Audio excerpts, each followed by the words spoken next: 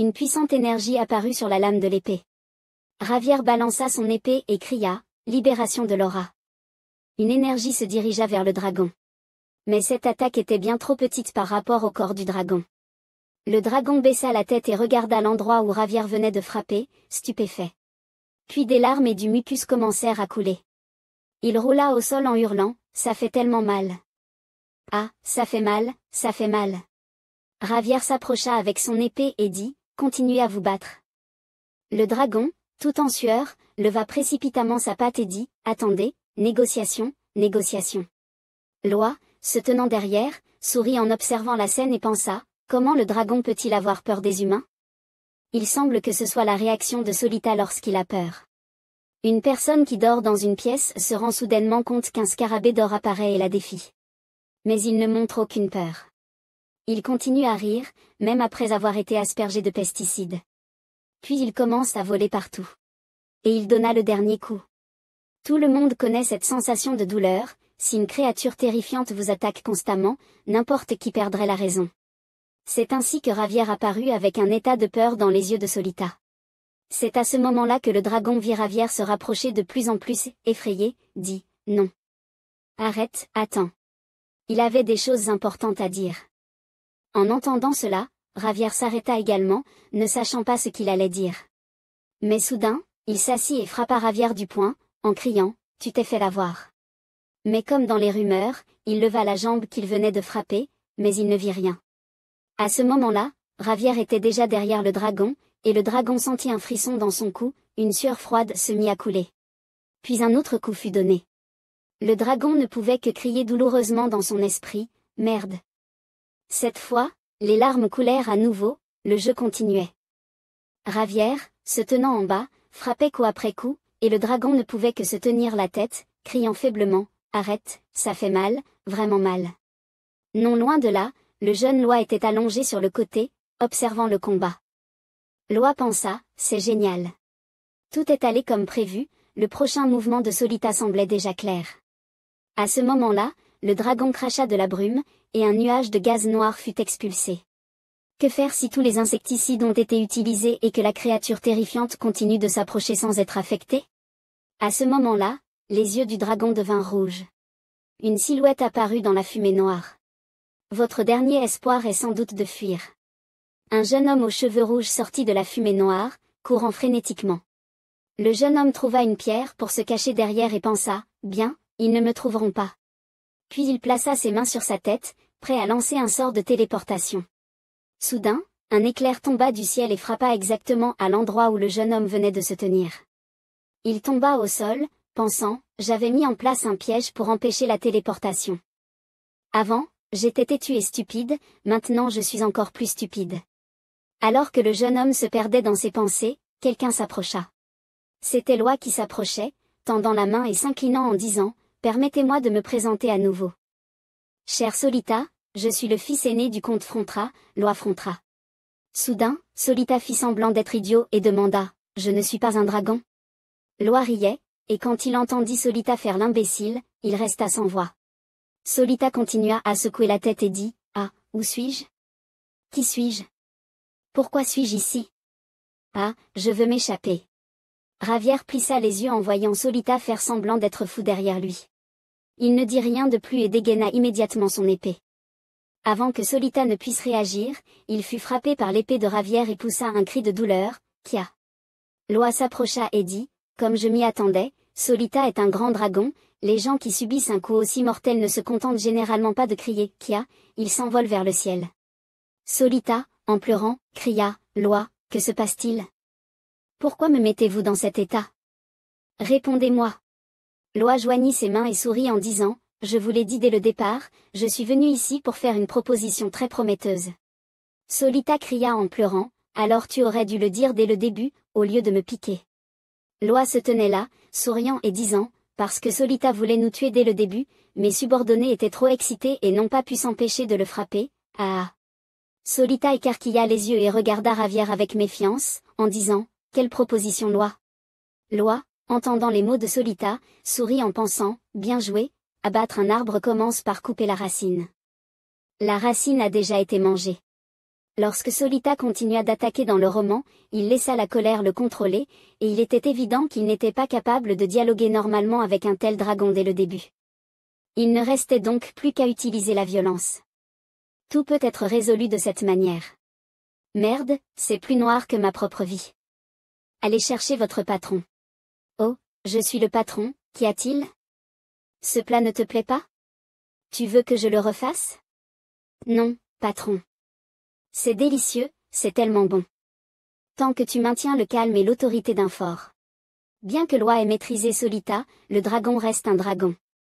L'orgueil de Solita fut blessé lorsqu'il fut vaincu par un humain, et il était très difficile de commencer à négocier.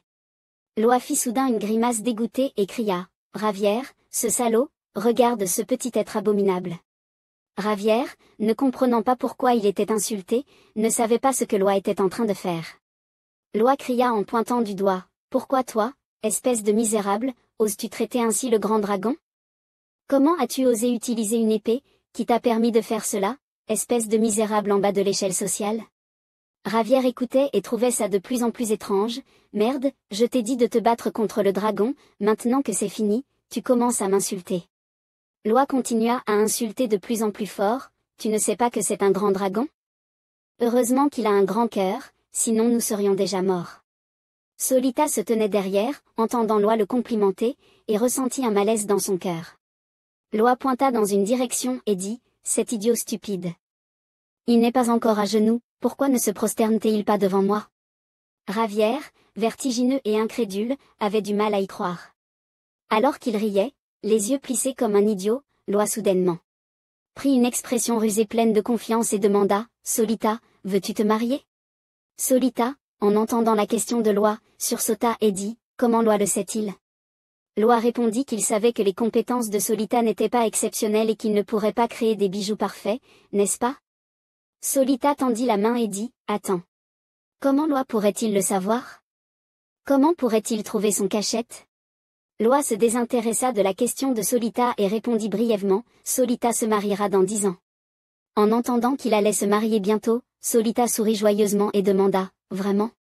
Mais Solita se souvint soudainement de la question qu'il voulait poser et cria furieusement, « Ce n'est pas ça, réponds à ma question. » Loi, sans s'en soucier, continua à demander si Solita attendait de rencontrer et de tomber amoureux d'une dragonne.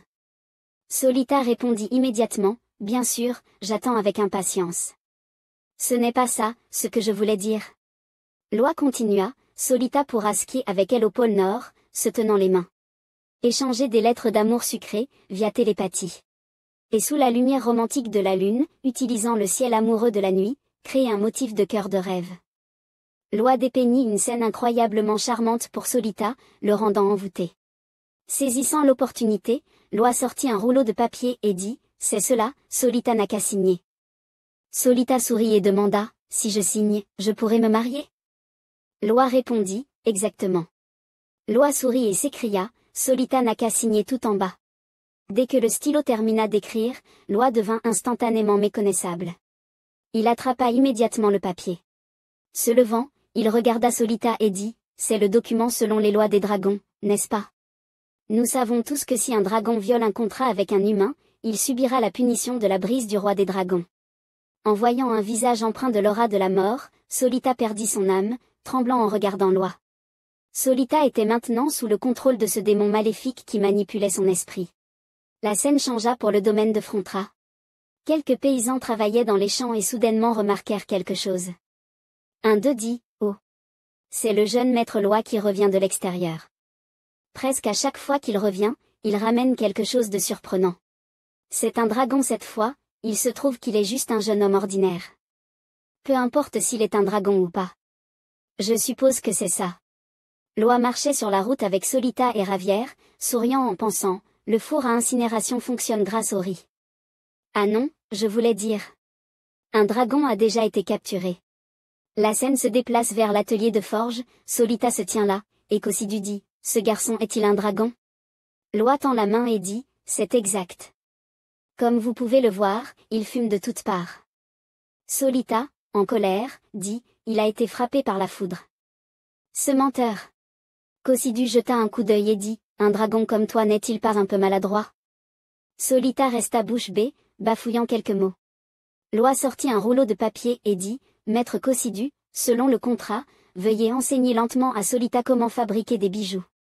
Chaque jour, Solita devra travailler à la station d'épuration et à l'incinérateur de déchets. » En entendant ce que Loi avait dit, Solita grimaça, pensant avec colère, « Après tout, je suis aussi un dragon. Je ne pensais pas que je devrais nettoyer la merde des humains. » Loi sourit à côté et dit, « Il n'y va que pour nettoyer la merde des humains. » Loi savait que Solita aurait du mal à accepter cela.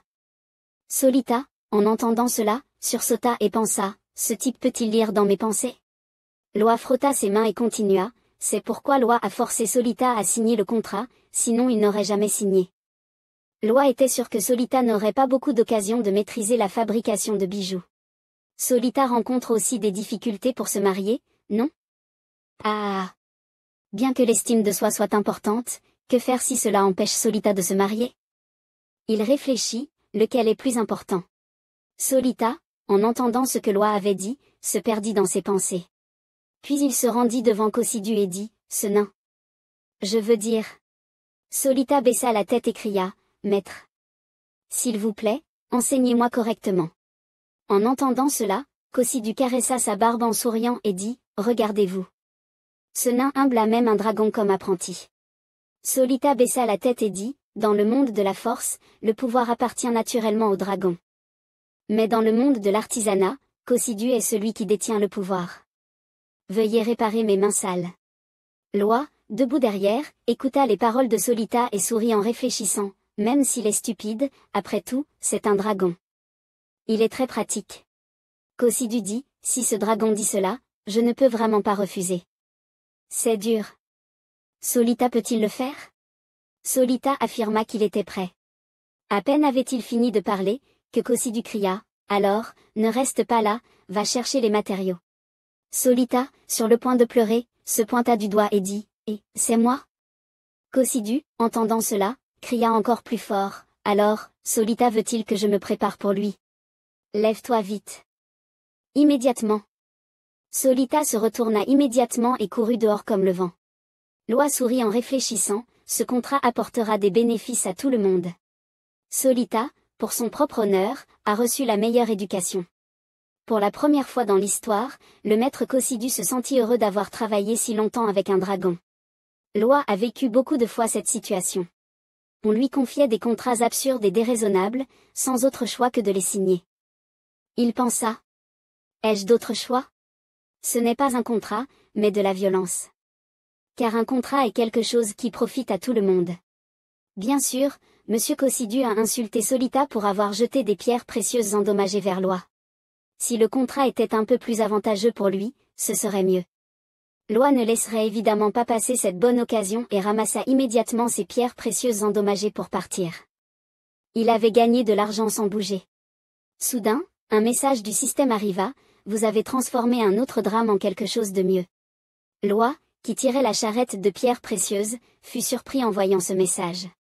Le système continua en informant que, concernant le combat avec Ravière, Solita perdrait ses cornes et reviendrait dans son repère avec une blessure mortelle à la poitrine, où il mourrait. Il resterait seul dans son repère, et personne ne le retrouverait jamais. En entendant le rapport du système, Loi se rendit compte que, dans le roman, il savait juste que Solita avait fui. Le système informa plus loin que, si ce n'était pas pour votre dieu Frontra, il n'existerait plus dans ce monde. Le comte est un homme polyvalent, il n'a plus de dettes et est maintenant immergé dans un travail qu'il a fait pendant un certain temps. Il est maintenant très heureux, et c'est grâce à vous que tout cela a été créé. Julien, destiné à mourir, a été reconnu comme l'élève le plus brillant de l'école. C'est vous qui avez créé cela, vous avez sauvé d'innombrables destins. En entendant les éloges du système, Loi se toucha le nez, craignant d'être gêné, puis ne put s'empêcher de rire. Loi tendit la main vers le système et dit, « Alors donnez-moi de l'argent. » Le système répondit à Loi qu'il devait le gagner lui-même.